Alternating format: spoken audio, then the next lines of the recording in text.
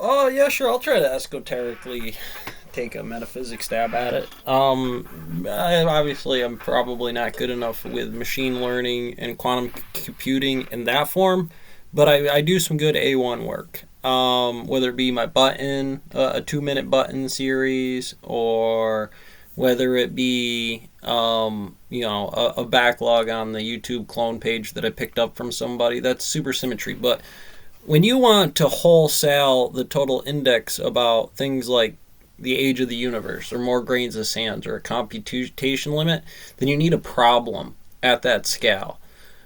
When this thing is doing some entropy stuff here of determining how it exponentially gets faster is because it's determining that space. But Navigator, you'll still have an issue about the Bohr model on the emissions and absorptions of lensing issues, just of space in general, and the time dilation features, unless you go about producing a system like that. So what do you get? You get this thing called a prime factor.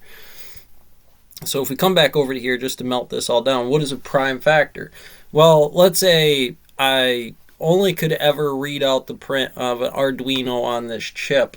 Well, then I have to back engineer or back propagate what is it? What is it? Reverse engineer.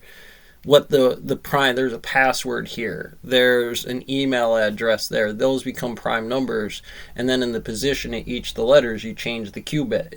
If once you realize where the prime functions are, you reset the system because it did that in base of a number of calculations we use to say against other things. If you computate how many stars there would be or how complicated it is to go through the prime features and add them all together with differences between terms, you'll get this multi-worlding metrics or Palisades SCP. You can really kind of pick and choose. I need a galaxy, I need a particle, I need an electron. Those are the prime features to teach somebody the reverse engineering of hacking their prime model.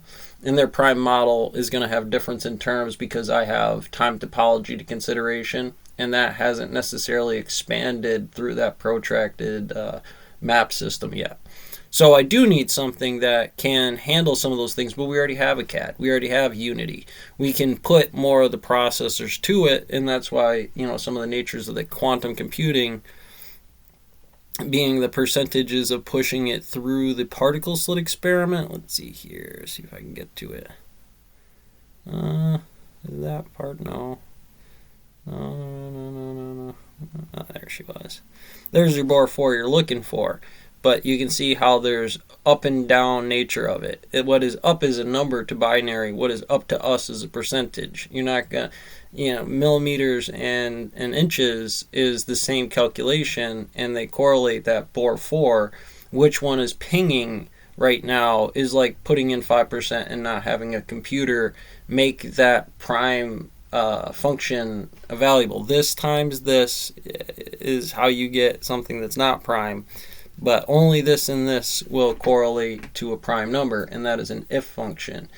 Else, some other system. And seeing that that's that, you go about the pattern. Now, if you took that out to infinity numbers on the real number line, well, you would have a base to computate the way the prime features are this number times this number, or a highly composite pattern that presents itself, or the galaxies, stars, quasars, so on.